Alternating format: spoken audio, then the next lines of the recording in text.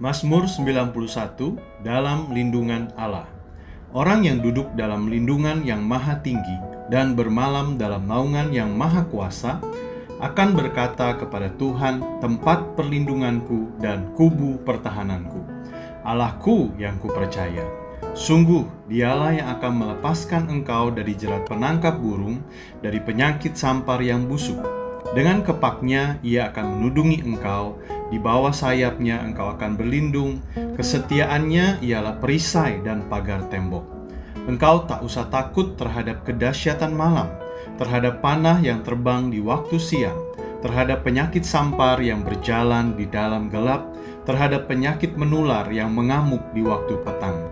Walau 1.000 orang rebah di sisimu dan 10.000 di sebelah kananmu, tetapi itu tidak akan menimpamu. Engkau hanya menontonnya dengan matamu sendiri dan melihat pembalasan terhadap orang-orang fasik. Sebab Tuhan ialah tempat perlindunganmu, yang maha tinggi telah kau buat tempat perteduhanmu. Malapetaka tidak akan menimpa kamu, dan tulah tidak akan mendekat kepada kemahmu. Sebab malaikat-malaikatnya akan diperintahkannya kepadamu untuk menjaga engkau di segala jalanmu. Mereka akan menantang engkau di atas tangannya, supaya kakimu jangan terantuk kepada batu. Singa dan ular tedung akan kau langkahi. Engkau akan menginjak anak singa dan ular naga. Sungguh hatinya melekat kepadaku, maka aku akan meluputkannya. Aku akan membentenginya, sebab ia mengenal namaku. Bila ia berseru kepadaku, aku akan menjawab. Aku akan menyertai dia dalam kesesakan.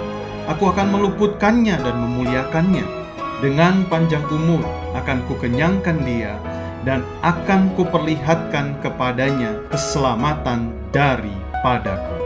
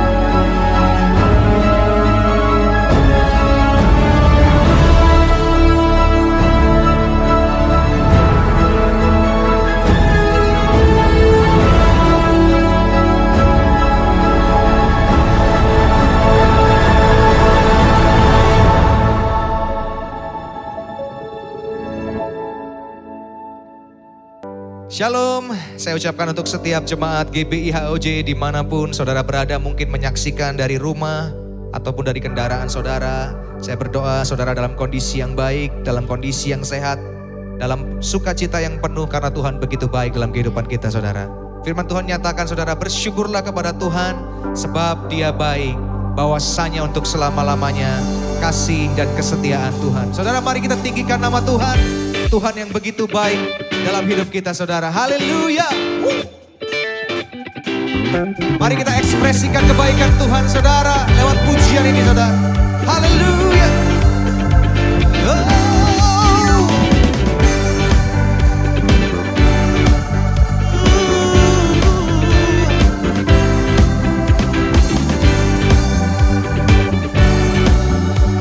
Lord, you are good. Come on. Lord, you are good and your mercy endureth forever. Lord, you are good and your mercy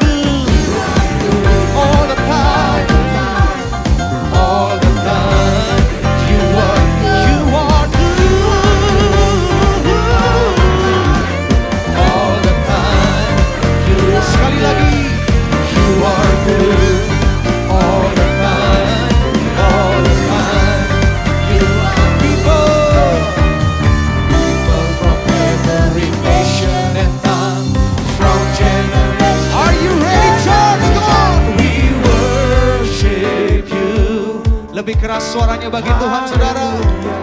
Haleluya, we worship you for who you are. We worship you, Lord. We worship you. Haleluya, haleluya, we worship you. Sekali lagi nyatakan, we worship you. Haleluya, oh, we worship you for who you are. We worship you. We worship you. Haleluya, haleluya, we worship you for who you are, for who you are. Sekali lagi nyatakan, for who you are. You are good. Haleluya. Sorak-sorai bagi kemuliaan nama Tuhan. Amin.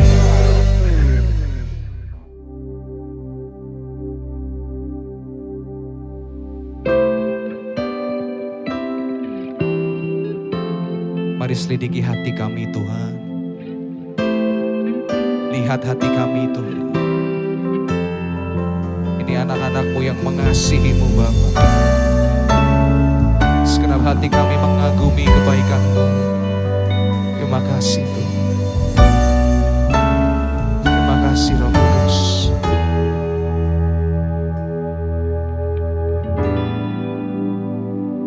Selidiki aku, lihat hatiku, apakah ku sungguh mengasihi-Mu, Yesus. Kau yang Maha Tahu dan menilai hidupku, tak ada yang tersembunyi bagi-Mu. Selidiki aku, lihat hatiku, apakah ku sungguh mengasihi-Mu, Yesus. Kau yang Maha Tahu dan menilai hidupku, tak ada yang tersembunyi bagi-Mu. Sama-sama nyatakan, telah kulihat kebaikan-Mu yang tak pernah habis di hidupku. Ku berjuang sampai akhirnya Kau dapati aku tetap setia. Terima kasih. Ini menjadi janji kami di hadapan-Mu, Tuhan. Selidiki hati kami, Tuhan. Selidiki aku, lihat hati kami, Tuhan. Apakah kami sungguh mengasihi-Mu, Yesus, dan menilai hidupku, tak ada yang tersembunyi bagi. Telah kami lihat, Tuhan, telah kulihat kebaikan-Mu yang tak pernah habis di hidupku. Kami berjuang, Tuhan. Ku berjuang sampai akhirnya Kau dapati aku tetap. Setelah kami lihat, telah kulihat kebaikan-Mu yang tak pernah habis di hidupku. Ku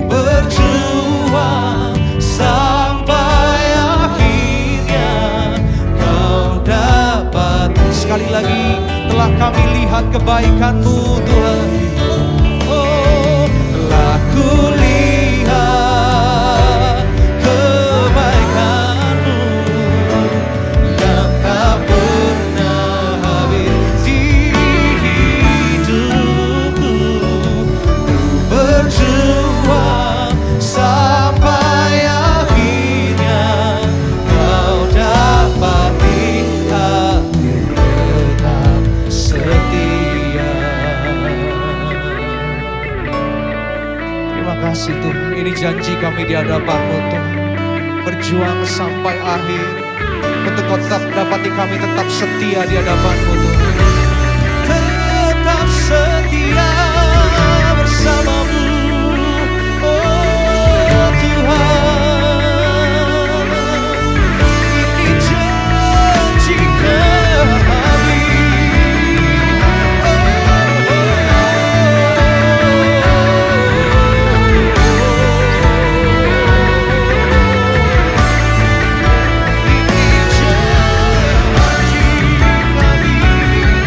Untuk selalu mengasihi-Mu Tuhan.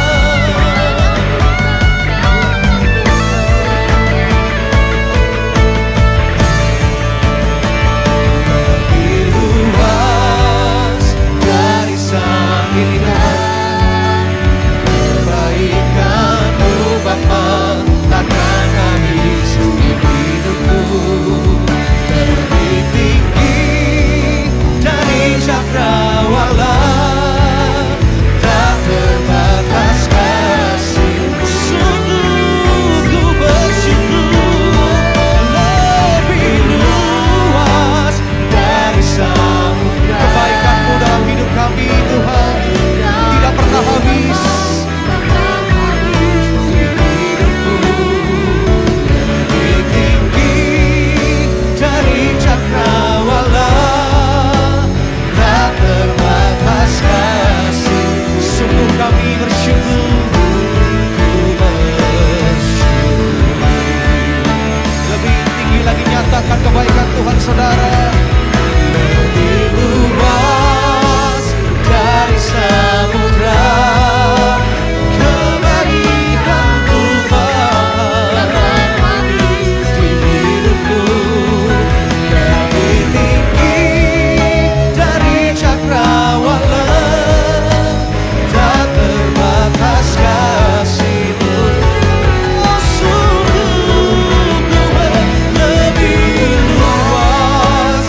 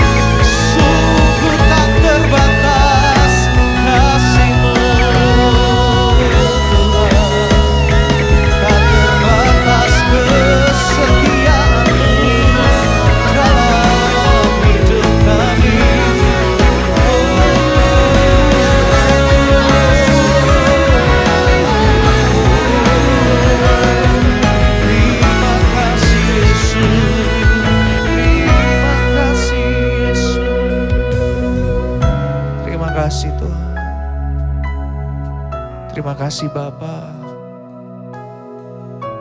Sungguh kasih-Mu tak terselami Tuhan. Sungguh dalam, panjang dan luas kasih-Mu tak terbatas Bapa. Untuk setiap kami Bapa. Kami bersyukur Tuhan. Kami punya Allah yang seperti Engkau. Allah yang begitu mengasihi kami. Terima kasih Tuhan. Dan sebentar Tuhan, kami rindu untuk mendengar isi hati-Mu lebih lagi Bapa. Lewat firman-Mu, lewat hamba-Mu yang akan menyampaikan Tuhan. Mari Tuhan berbicaralah pribadi lepas pribadi di tempat ini. Dimanapun kami berada Tuhan yang menyaksikan acara ini Bapa. Dan kami percaya bahwa setiap kami akan dikuatkan. Setiap kami akan diberi kelegaan Tuhan Yesus. Terima kasih Bapa, di dalam nama Tuhan Yesus kami siap untuk mendengar isi hati-Mu. Yang siap untuk mendengar firman Tuhan sama-sama kita nyatakan. Amin. Shalom saudara, senang sekali kita bisa bertemu kembali dalam ibadah online pada hari ini. Dan saya bersyukur diberi kesempatan untuk menyampaikan kebenaran firman Tuhan. Hari ini tema firman Tuhan yang mau saya sampaikan tentang hukum iman. Apa itu hukum iman saudara? Tapi sebelum kita membahas apa itu hukum iman yang berlaku dalam kehidupan kita sebagai orang percaya, kita baca dulu Ibrani 11 ayat 1. Iman adalah dasar dari segala sesuatu yang kita harapkan dan bukti dari segala sesuatu yang tidak kita lihat. Saudara, iman itu dasar dari segala sesuatu yang kita harapkan dan bukti dari segala sesuatu yang tidak kita lihat. Kita semua yang ada saat ini beribadah bersama-sama dengan via online ini, pastilah orang-orang yang percaya kepada Tuhan, amin, yang mengakui Yesus sebagai Tuhan dan Juru Selamat pribadi dalam kehidupannya.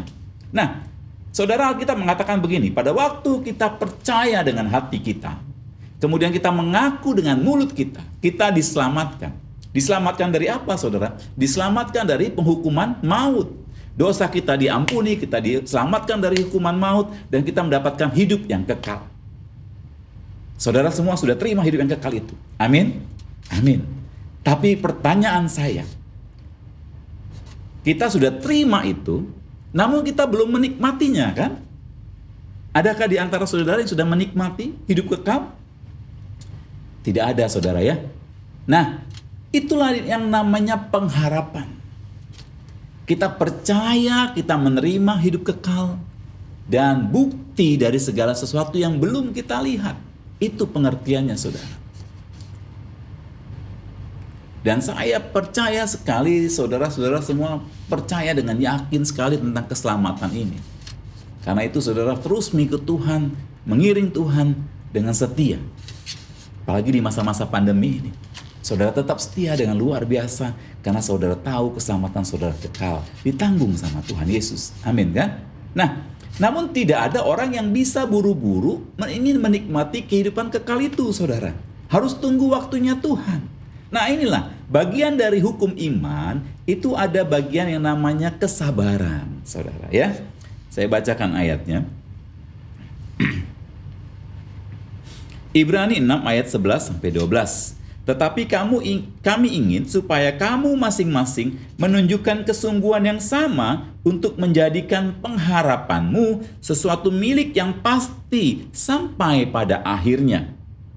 Agar kamu jangan menjadi lamban, tetapi menjadi penurut-penurut mereka yang oleh iman dan kesabaran mendapat bagian dalam apa yang dijanjikan Allah. Allah janjikan apa kepada kita? Keselamatan, hidup yang kekal.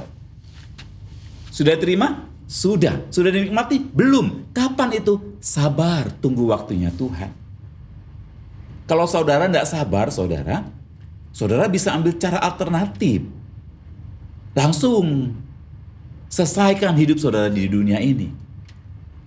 Saudara akan terima kekekalan, tapi bukan seperti yang diharapkan. Ya kan?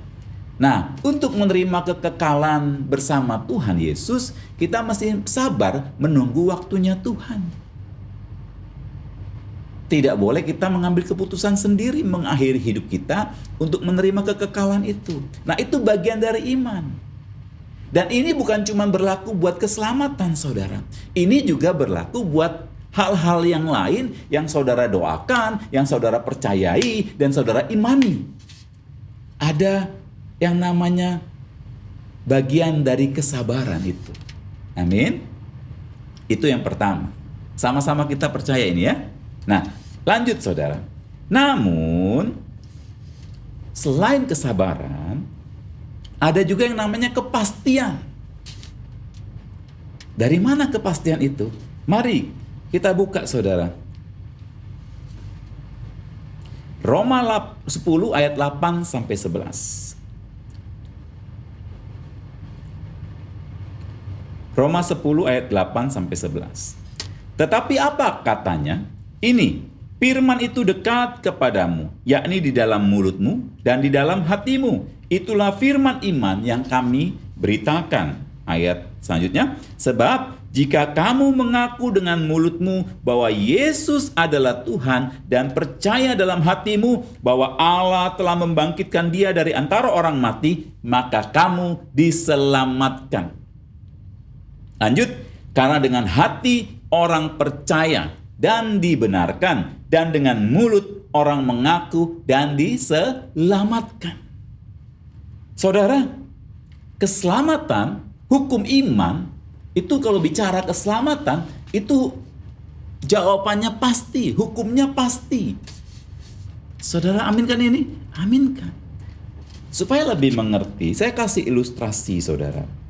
Kalau misalnya saya masuk ke dalam sebuah ruangan dengan kapasitas 200 orang, sebuah ruangan pertemuan atau ruang ibadah, dan kemudian diundanglah 200 orang yang belum percaya sama Yesus, yang belum pernah mendengar tentang berita keselamatan itu.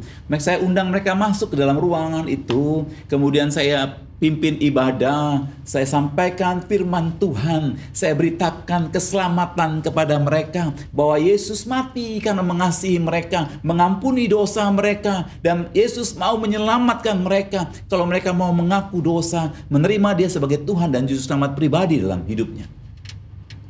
Kemudian 200 orang ini saudara semuanya memberikan respon mau menerima Tuhan sebagai Tuhan dan Juru Selamat pribadi dalam hidupnya. 200 orang ini mengakui dosanya. 200 orang ini bertobat, minta ampun sama Tuhan dan mengaku Yesus sebagai Tuhan dan Juru Selamat pribadi dalam kehidupannya. Kemudian saya undang mereka bangkit berdiri, saya doakan mereka untuk pimpin doa supaya mereka menerima Yesus Tuhan sebagai Tuhan dan Juru Selamat pribadi dalam kehidupannya. Pertanyaan saya, kalau ada 200 orang hari ini menerima Yesus sebagai Tuhan dan Juru Selamat pribadi dalam kehidupannya, berapa orang yang diselamatkan sama Allah? Berapa orang yang dijamin untuk menerima kehidupan kekal sama Allah? Tentu 200 orang, saudara.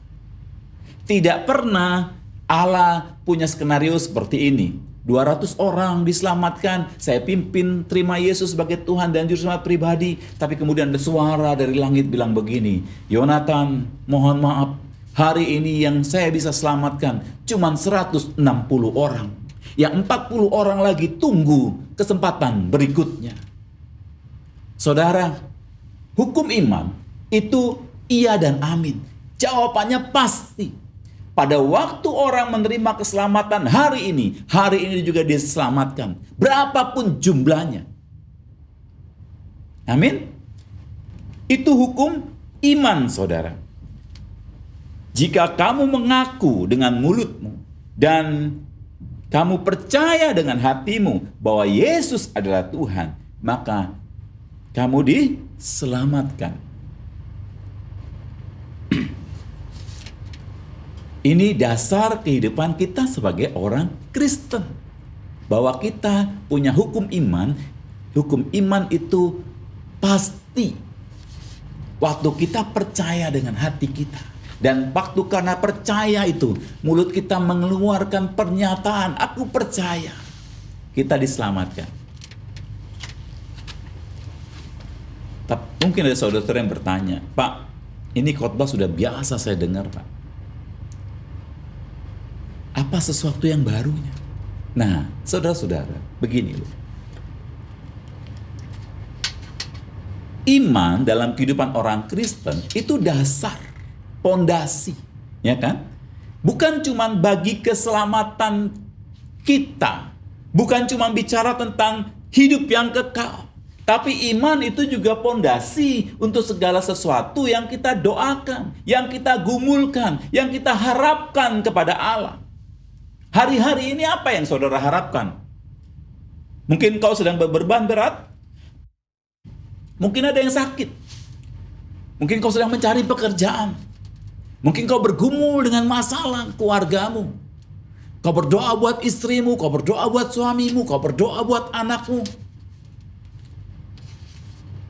Pertanyaannya, apakah engkau punya iman yang sama dengan iman pada waktu kau percaya bahwa kau diselamatkan?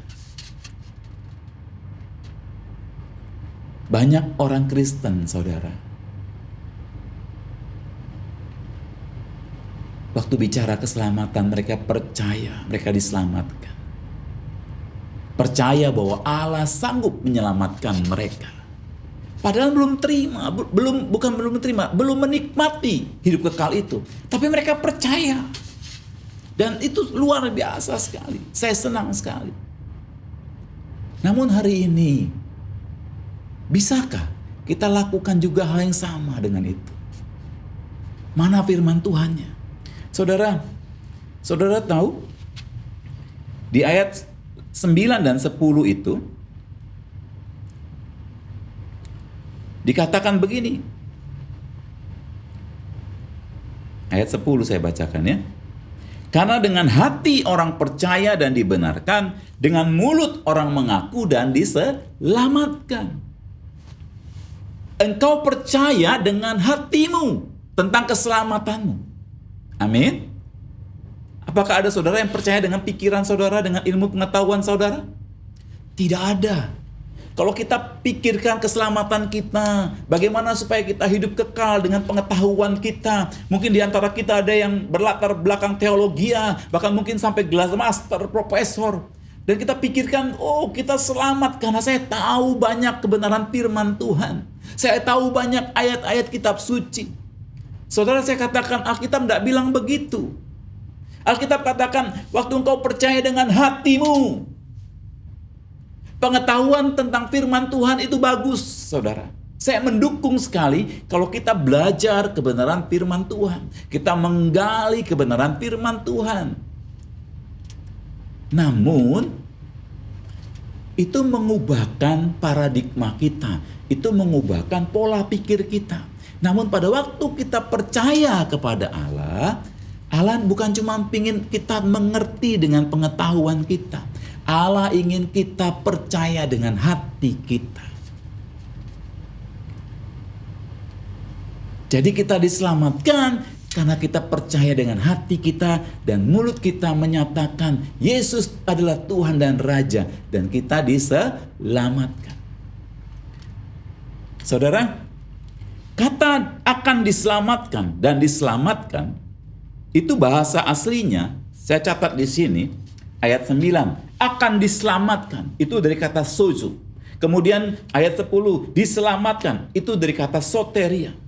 Nah, sojo dan soteria ini saudara dalam bahasa Indonesia itu mempunyai pengertian yang sama. Pengertiannya yaitu menyelamatkan, memelihara, menyembuhkan, menolong, dan melepaskan. Berarti saudara, kalau dia punya pengertian menyelamatkan, menyembuhkan, memelihara, menolong, melepaskan, bahwa hukum iman tadi yang berkata, waktu dengan hati orang percaya dan dibenarkan, dengan mulut orang mengaku dan diselamatkan. Kita bisa menjadikan hukum iman ini bukan bicara saja tentang keselamatan, tapi juga tentang kesembuhan, tentang pergumulan kita, tentang kesesakan kita, tentang sakit penyakit kita, saudara. Kalau boleh, saya pakai bahasanya berarti gini, saudara. Karena dengan hati orang percaya dan dibenarkan, dan dengan mulut orang mengaku dan diselamatkan. Karena dengan hati orang percaya dan dibenarkan, dan dengan mulut orang mengaku dan dipelihara. Dengan mulut orang mengaku dan disembuhkan. Dengan hati orang percaya dan dibenarkan. Dan dengan mulut orang mengaku dan dilepaskan dari masalah, dari kesempitan, kekhawatiran kehidupannya. Saudara, hukum iman itu pasti. Jadi kalau hari-hari ini kita percaya Yesus sanggup menyelamatkan kita dari dosa kita, dari hukuman maut. Kalau kita percaya Yesus sudah turun ke kerajaan maut mengalahkan iblis untuk menyelamatkan kita, harusnya saudara hari ini juga percaya bahwa Yesus dapat menyembuhkan saudara. Yesus dapat melepaskan saudara. Yesus dapat menyelamatkan saudara, memelihara saudara, menolong engkau apapun yang engkau hadapi hari-hari ini. Kuncinya apa? Jangan dengan pengetahuanmu, tapi percaya dengan hatimu, saudara. Pak, tidak mungkin Pak, percaya Pak. Saya itu udah begitu bergumul dengan penyakit, ya kan? Mungkin ada yang bilang begini, tidak mungkin Pak, gimana saya mau percaya dengan hati saya Pak? Mata saya melihat hal-hal yang tidak mungkin lagi saya hadapi Pak.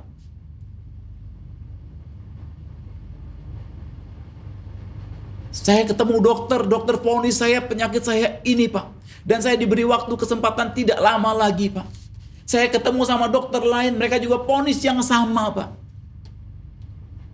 Saudara, Tuhan mau kau percaya dengan hati. Sebagai contoh saudara, saudara buka Markus 5 ayat 25 sampai 34. Nanti saudara baca sendiri langsung lebih lengkap. Saya ceritakan secara singkat saja. Ini bicara tentang wanita yang mengalami pendarahan selama 12 tahun. Saudara hafal dengan cerita ini pasti ya. Nah, namun saudara, kita mungkin cuma baca bahwa wanita itu percaya sama Yesus, kemudian jamah jubah Yesus dan disembuhkan. Namun mari kita bahas satu-satu saudara. Lihat hukum yang berlaku pada masa itu. Pada zaman Yesus. Itu hukum yang sama yang berlaku pada zaman Musa saudara. Bahwa wanita ini secara sosial dikucilkan, didiskriminasi. Kenapa? Karena masa itu seorang yang mengalami pendarahan, maaf ya Bapak Ibu, terutama kaum ibu, wanita. Pada masa itu waktu engkau mengalami pendarahan, engkau tidak bisa ada di tempat umum karena engkau dianggap najis. Engkau harus terpisah dari kemahmu, dari rumahmu. Otomatis kau dikucilkan. Karena seorang yang kondisi najis, dia tidak boleh bersentuhan dengan orang yang tahir. Karena orang yang tahir nanti akan najis. Karena itu orang yang najis saudara, setiap kali dia lewat di tempat orang ramai, dia selalu berteriak gini, najis, najis, najis. Supaya apa? Supaya orang minggir, tidak sentuh dia. Dan itu begitu berat pasti yang dirasakan sama dia. Itu yang dihadapi wanita itu di depan matanya. Kemudian secara medis, tubuhnya pasti sangat lemah karena kekurangan darah. Zaman itu belum ada transfusi darah, saudara. Dan Alkitab katakan wanita itu sudah banyak menghabiskan uangnya untuk berobat ke tabib-tabib atau dokter-dokter pada waktu itu. Namun dia masih mengalami itu selama 12 tahun, saudara. Secara medis, kalau zaman sekarang mungkin dokter bilang, aduh ibu, tidak bisa ibu. Engkau mesti tambah darah terus setiap bulan. Supaya engkau bisa hidup kuat, cukup. Kalau tidak, kau akan kekurangan darah. Secara rohani, karena kondisi dia najis saudara, dia tidak bisa datang ke rumah Allah, ke bait Allah. Dan yang pasti, tidak ada pemuka agama yang bisa datang atau menghampiri dia. Karena nanti akan ikut najis saudara. Jadi secara rohani dia kering sekali, dia rindu dilayani, dia rindu dilawat, dia rindu dikunjungi. Tapi tidak bisa orang mengunjungi dia dan tidak mau orang mengunjungi dia karena kondisinya najis. Secara ekonomi, uangnya sudah habis banyak saudara. Sudah habis banyak. 12 tahun dia berobat, dia habiskan itu. Tambahan lagi saudara, secara psikologi, kalau dia punya suami, kalau dia masih punya keluarga, punya orang tua, punya anak, lagi masa sakit seperti itu, pasti dia rindu sekali mendapatkan pelukan. Minimal mendapatkan tepukan di pundak. Mama kuat ya. Anaknya mungkin ngomong begitu. Atau mungkin suaminya peluk dia. Sayang, kamu harus kuat ya. Inginnya seperti itu. Tapi tidak bisa dia dapatkan. Kenapa? Karena kondisinya najis, saudara. Dan itu yang ada di hadapannya, yang ada di depan matanya, itu yang ada yang dia terima secara pikirannya, saudara.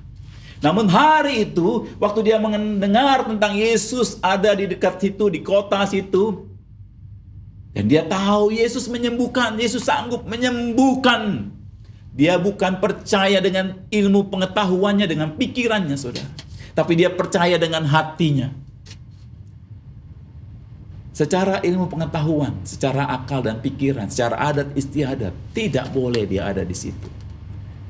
Apalagi itu tempat orang ramai-ramai, saudara. Semua orang mengerubungi Yesus. Berapa banyak orang yang akan kesentuh sama dia sehingga najis. Namun satu sisi, saudara, kita lihat, dia percaya. Dia berkata begini, asal ku sentuh saja ujung jubahnya, aku pasti sembuh. Hukum iman yang tadi berkata begini, dengan hati engkau percaya, dan dengan mulut engkau mengaku, engkau disembuhkan. Saudara, hari ini, kalau selama ini kita percaya keselamatan kita kekal, hari ini juga yuk, mari kita pakai hukum iman yang sama ini untuk menghadapi kehidupan kita, untuk kita maju bersama Tuhan. Apa yang kau hadapi? Sakit penyakit, masalah keluarga, masalah dengan orang tuamu, dengan suami, dengan istrimu, dengan anakmu. Mungkin masalah bisnis, pekerjaan, pasangan hidup. Mari kita praktekkan hukum iman yang sama. Dengan hati aku percaya, dengan mulut aku mengaku, maka aku diselamatkan, aku disembuhkan, aku dipulihkan, aku dibebaskan, aku dipelihara sama Allah. Amin. Saya berdoa buat saudara. Mari saudara, dimanapun kau berada saat ini, saya tahu Roh Kudus berbicara kepadamu. Dan kalau engkau menghadapi pergumulan, dan hari ini kau mau ngambil keputusan untuk percaya kepada Allah dengan hukum iman yang sama seperti kita percaya tentang keselamatan yang diberikan kepada kita melalui Yesus Kristus, tidak sukar bagi Dia untuk juga memberikan kepadamu kesembuhan, pertolongan, kelepasan, pemeliharaan yang sempurna dalam kehidupan hari ini. Arahkan hatimu pada Bapa di surga. Aku berdoa Tuhan untuk firman Tuhan yang sudah saya sampaikan. Roh Kudus terus berbicara dalam kehidupan kami masing-masing. Sehingga firman Tuhan itu terus bertumbuh. Terus menguatkan kami Tuhan. Dan aku berdoa untuk setiap orang yang siang hari ini, saat hari ini, mengambil keputusan Tuhan untuk percaya, untuk memegang iman kami. Hukum iman yang sama yang kami terima, yang kami percayai tentang keselamatan. Hari ini juga Tuhan kami terima dan kami percayai juga untuk kesembuhan kami, untuk pertolongan bagi kami, untuk melepaskan kami dari setiap masalah kami, bahkan untuk pemeliharaan kehidupan kami di hari-hari ke depan. Urapi setiap anak-anak-Mu Tuhan Yesus. Kami percaya Tuhan, kami percaya. Waktu kami percaya dengan hati kami, mengaku dengan mulut kami diselamatkan, kami disembuhkan, kami dipulihkan, kami ditolong, kami dilepaskan, dan dipelihara. Terima kasih Tuhan, terima kasih. Terima kasih Tuhan. Berkati setiap jemaat-Mu Tuhan. Sertai dan pimpin kehidupan mereka. Dan biarlah kehidupan mereka terus berkenan di hadapan. Semakin serupa dengan Engkau, segambar dengan Engkau Tuhan. Terima kasih dalam nama Yesus. Haleluya. Amin. Tuhan Yesus memberkati saudara. Tuhan memberkatimu. Amin. Shalom semuanya, senang kita jumpa kembali. Kali ini kita akan bahas tentang nubuat dalam gereja masa kini. Mungkin kita pernah bertanya-tanya, buat apa sih nubuat? Apalagi buat gereja masa kini. Kan sudah ada Alkitab sebagai pegangan firman Tuhan. Lalu seberapa penting nubuat bagi gereja masa kini? Dan dari mana kita bisa mendapatkan nubuat tersebut? Serta bagaimana kita menguji sebuah nubuat? Mari kita bahas. Pada zaman Perjanjian Lama, nubuat disampaikan oleh para nabi yang diangkat Tuhan sendiri. Bentuknya berupa pesan, arahan, maupun peringatan Allah atas umat sehingga mereka bertobat dan hidup dalam kehendak-Nya. Mendengar dan melakukan yang disampaikan para nabi sama artinya dengan melakukan perkataan Allah. Oleh karena itu, pesan ini punya otoritas yang bisa dicatat dalam kitab para nabi sebagai firman Tuhan dalam Alkitab. Dalam Perjanjian Baru, ada juga orang-orang yang punya jabatan nabi seperti Yudas dan Silas dalam Kisah 15 ayat 32, Agabus dalam Kisah 21 ayat 10, dan beberapa lainnya. Tapi, bobot pesan yang disampaikan oleh nabi Perjanjian Baru berbeda dengan nabi Perjanjian Lama. Pada zaman Perjanjian Baru, Tuhan justru memilih dan mengutus para rasul sebagai media untuk menyampaikan pesan dan perkataannya. Pesan ini mendapat otoritas yang sama seperti nabi-nabi dalam Perjanjian Lama, sehingga apa yang mereka sampaikan punya nilai dan bobot kanon yang bisa dimasukkan sebagai firman Tuhan dalam Alkitab. Pada zaman ini, Allah memberikan jabatan dan karunia untuk bernubuat kepada umat pilihannya, sehingga kita tetap bisa mendengar dan mendapatkan nubuat. 1 Korintus 12 ayat 27-28 menjelaskan bahwa kita adalah tubuh Kristus dan masing-masing anggotanya mendapatkan karunia khusus dari Tuhan, baik sebagai rasul, nabi, pengajar, dan seterusnya. Biasanya orang dengan jabatan nabi dan karunia bernubuat akan punya kemampuan untuk menangkap dan menyampaikan pesan berupa arahan, peringatan, maupun hal-hal khusus dari Tuhan, dan sifatnya pernyataan spontan. Kata pernyataan dalam 1 Korintus 14 ayat 37 berasal dari kata apokalipto, yang berarti penyingkapan. Berkenaan dengan hal tersebut, ada 5 poin penting yang harus diperhatikan. Pertama, pernyataan datang secara spontan, bukan sesuatu yang dibuat-buat karena ada pemikiran atau persiapan sebelumnya. 2, pernyataan datang secara pribadi kepada seseorang, bukan sesuatu yang timbul karena adanya situasi atau fenomena yang diketahui semua orang. 3, pernyataan datang dari Tuhan melalui Roh Kudus, bukan dari pikiran maupun kehendak pribadi. 4, pernyataan memberikan pengertian terhadap cara Tuhan memandang. Dan 5, pernyataan dapat dikenali sebagai sebuah pesan Tuhan oleh para nabi. Akan tetapi, karunia bernubuat yang dimiliki oleh nabi dalam Perjanjian Baru dan gereja zaman ini berbeda dengan nabi zaman Perjanjian Lama. Karena mereka tidak memiliki otoritas yang setara dengan para rasul.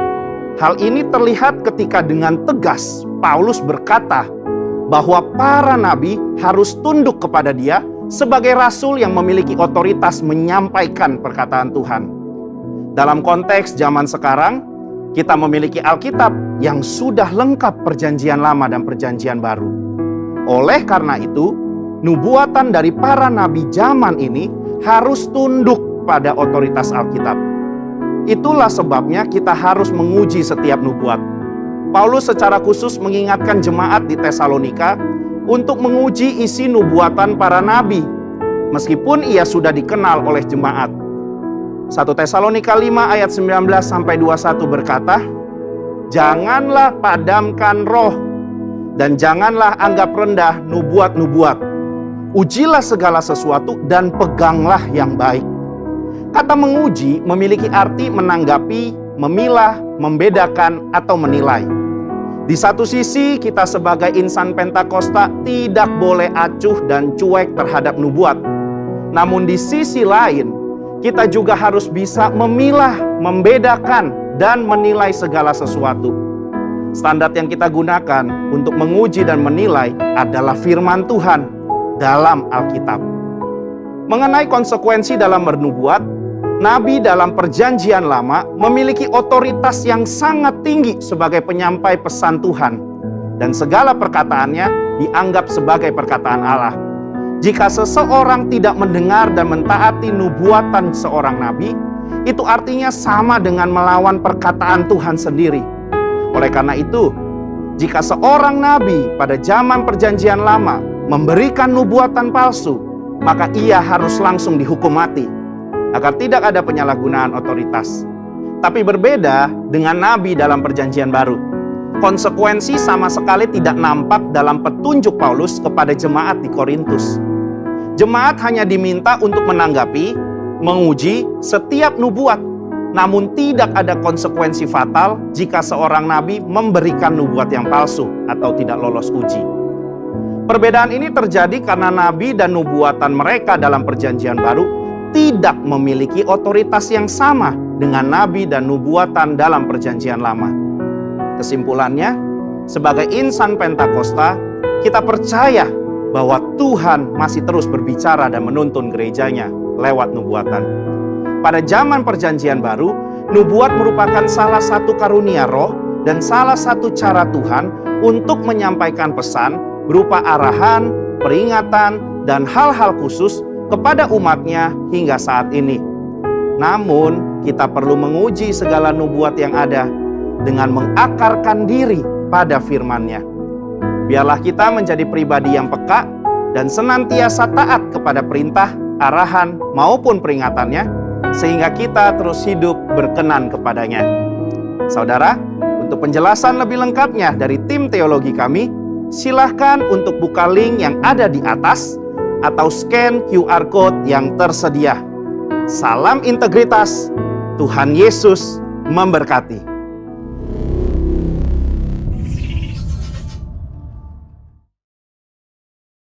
Haleluya, saya berdoa agar saudara semua diberkati dengan pembelajaran firman Tuhan pada hari ini. Nah saudara, kita sudah di akhir daripada ibadah kita.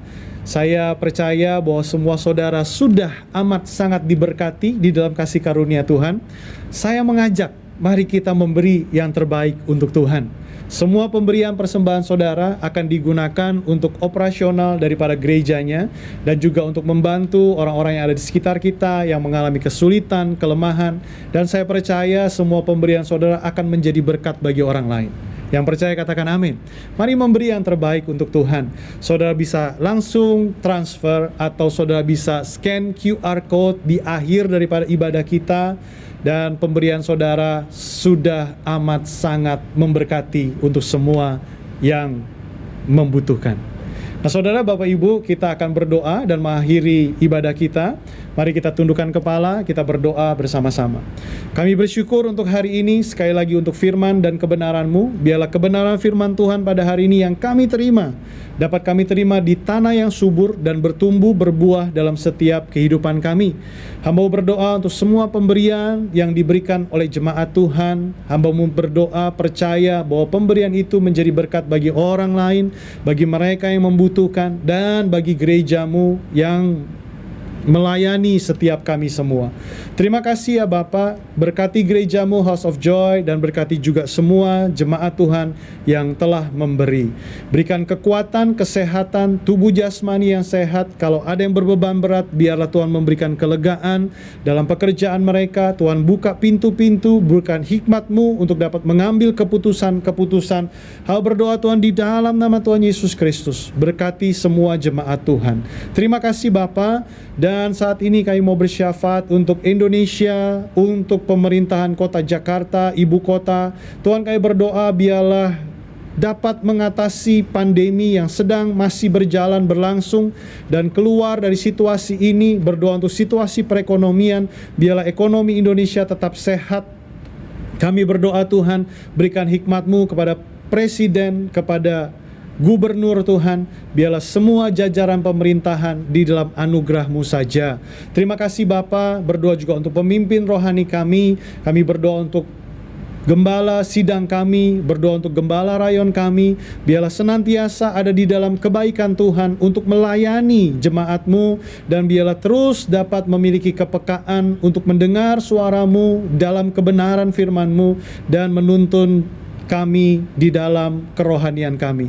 Terima kasih Bapa, kami mau akhiri ibadah kami pada hari ini, dan biarlah kami mau terima berkat yang terbaik daripada Tuhan. Mari angkat kedua tanganmu Bapak Ibu semua, dan terimalah berkat yang terbaik daripada Bapa di dalam anaknya yang tunggal, Yesus Kristus, persekutuan, perlindungan, penyertaan daripada Roh Kudus, menyertai kita semua. Di dalam nama Tuhan Yesus Kristus yang menerima, sama-sama katakan, amin. Apa yang dimaksud dengan Pentakosta ketiga?